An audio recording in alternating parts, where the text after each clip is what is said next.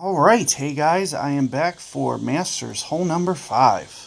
So, as you see, I am going to be keeping Apocalypse Ball. Now, one of the things that I just want to kind of point you in the direction of, I think, even with my limited power, Snow Globe's kind of the way to go here. And I'm going to set that up with my Apocalypse. I'm half tempted to throw on Amazon here as kind of a bailout in case I mess this up. Of course, I'd love to throw on Machete, but I don't know if it's long enough. But I think it has more accuracy. Yeah, much more accuracy. But I don't know if it's long enough if I do hit this bunker that I'm a little worried about hitting, because I think the technique that you're going for here is to drive it for the second fairway. Regardless, like you want to give yourself an ability to pitch up there in that other fairway to give yourself the best chance at getting the eagle here. So I'm just trying to strategize here as to set up a bag where, and I'm half tempted to put Sahara in here as a sand wedge or something else that'll have some backspin just in case I'm in that bunker. Of course, I'm a little worried about putting Malibu on because of the distance being so short. Decisions. I'm trying to basically work you guys an option, and it looks like the next best bet, unfortunately, is Sahara, but the accuracy is so dismal. I don't want to deal with a 30 accuracy club. I'm really worried about that coming out of the bunker. Just two rinks on your shank, and you're already missing the green. So it does more harm than good there. It's kind of the same thing with Amazon here. You see the accuracy is pretty low, but the backspin's pretty good. I'm just going to go ahead and throw this on just in case I'm in the rough. And just go for a full backspin shot. And of course you see accuracy being 60, which is going to probably play out of the rough, I'm assuming, maybe 3 per ring. Of course you don't go off the true accuracy number that you see, which would be 1.8. I think that number essentially halves for the most part. Maybe I'll play it 3 1/4. Just to be 3 1/4. It would be what I would expect on Amazon when you're doing your ring adjustment. But of course, when you look at that backspin, it is just beast mode. Plus, it has all that power. So anywhere that I could end up in the rough, I will be able to just beast this thing to the green and at least give myself a pitch just in case tragedy strikes. Just want you to kind of set your bag up the best you can. Of course, there's not going to be anything wrong with Nirvana. I don't think you're going to, put yourself out there far enough with a globe that Nirvana is not going to be good enough. But when I look at the backspin, twice as much backspin, twice as easy to hold the green. So just something to consider when you're setting up your bag. But again, like I mentioned, I think you're good with either of those or Razor. I think whatever you need to do there, the last 3 rough irons, you're pretty good. My biggest concern here is trying to figure out of these what I want to do. I'm trying to think of what the second wind looks like on this hole. I can't even remember. I have no idea. I think it's pointed at the hole. I'm just going to put Sand Lizard on, to be honest with you. I'm pretty sure the second shot sets up right towards the hole with the wind. I really don't think distance is going to come into play to where if I am in that bunker in between the two, I do believe Sand Lizard will be good enough. Plus it still has that great accuracy to get it up on the surface. So we are going to go ahead and do hole number 5 here, get into this.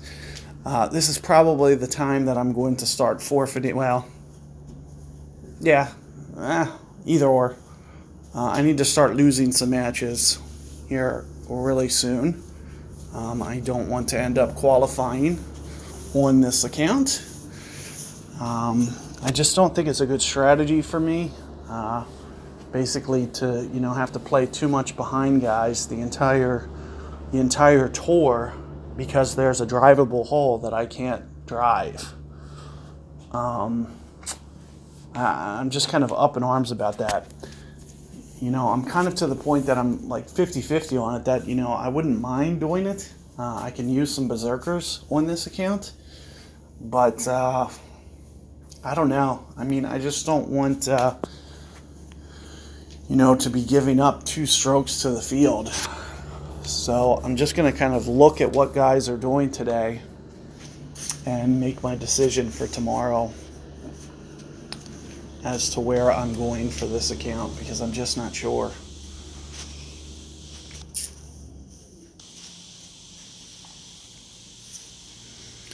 And this is what I was mentioning about the wind being straight down. Even with a POC 3, you know, I don't know. I mean, you can lay up in this fairway. I'm not sure it's the play. That's the only thing I'm worried about. But I am also worried about that sand up there too. I'm immensely worried about that sand. Like, if you look at that rough gap up in between the 2 bunkers, that's basically going to be my target line. But look how narrow that is. It basically comes down to perfect ball or great ball. Wherever you set up, you need to hit on the money. You can't be 1 ring off. 1 ring off is bunker. And of course, some of the guys, you know, with the real big drivers, they get the option of carrying it over the bunker. They can get it over the bunker on the first hop. I don't have that luxury, so I got to be real precise with my aim here, and then just hope to kind of thread that needle up there and just hope for a little bit of luck. So I'm going to do it with just a little bit of curl back this way. I did hit perfect. That'll at least give me a chance. Now let's see if I know how to aim, which I probably don't. I am through there. And unfortunately, this is going to probably take ego out of it. This is kind of case in point. It just kind of shows you that it's going to be hard for you to, you know, with my clubs.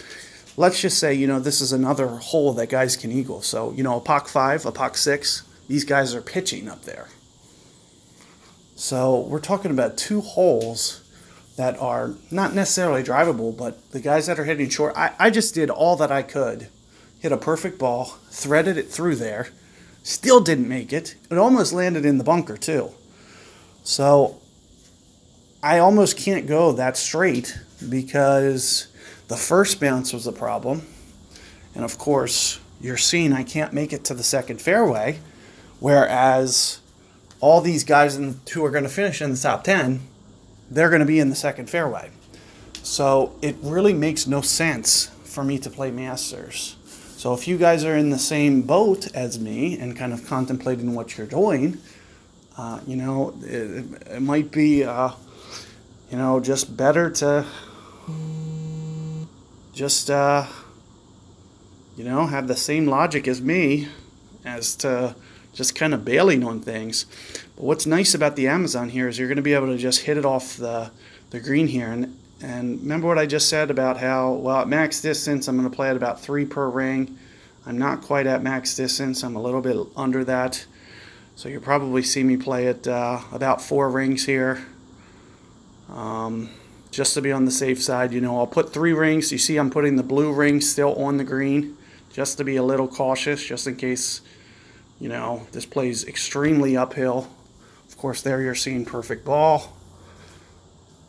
And stopping the ball with ease, easy putt, easy birdie.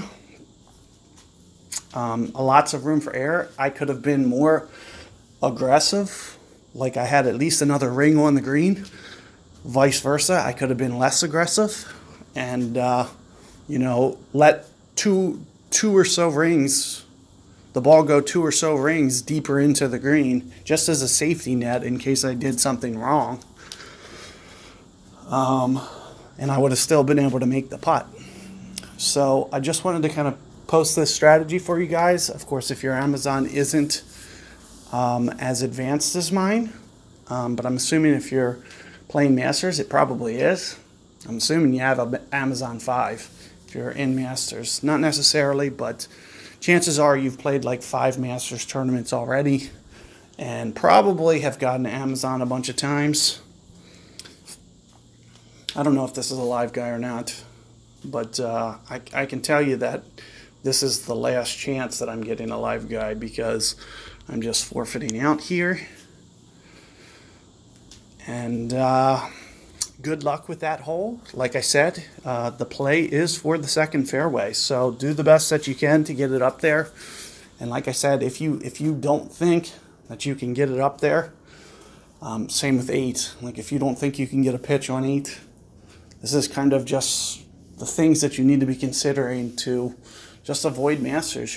Your bag's underdeveloped. It's just going to be a struggle. Basically, I basically feel like I'm playing for 10th place. It's kind of what it feels like when you have a bag like that. So just something to consider. You know, there's nothing wrong with you know, kind of going for it at that same time, but it's just all about the way that the course setups. Like how is it setting up? That's kind of, you know, the thing that you need to consider. So I'm looking for that tournament where all these holes aren't downwind and guys can't just easily get on the green. And that's when I'm going to, well, if I'm still underdeveloped, I'm assuming I'll have clubs maybe by next tournament, hopefully. Maybe I'll get the Apocalypse or Thor's Hammer, whatever, in my next package. And that'll be what I need to get over the hump to get in Masters Division. But let's say that doesn't happen the way that I want to. Then, you know, I'm just basically analyzing the course, figuring out, can guys have an advantage to where they're getting a pitch and I'm hitting, you know, on that hole, if I lay up in that second fairway, it's basically a long iron to a sniper, whereas guys are getting Thorn and Bringer. And if you just assume that they make, for example, 5 once and 8 once, me making 5 once or 8 once on this course setup from long iron range is very, very challenging, extremely challenging. You know, it's a 2% chance of holdout. Even some, you know, some of the best players, you know, they're not even going to be able to make it 5% of the time with Masters wins on long irons from that first fairway. So just something to consider. Good luck with that hole. Look forward to the rest of my shot guides for you guys. I'm going to do the best that I can to prepare you guys. And just know that I'm basically setting you up for worst case scenario. I'm assuming if you're watching this guide, you can probably beast mode it past all my shots. So I'm basically setting you up to succeed. If you just follow my method, but with more distance, you're going to be crushing it. So good luck out there, and see you guys on the next one.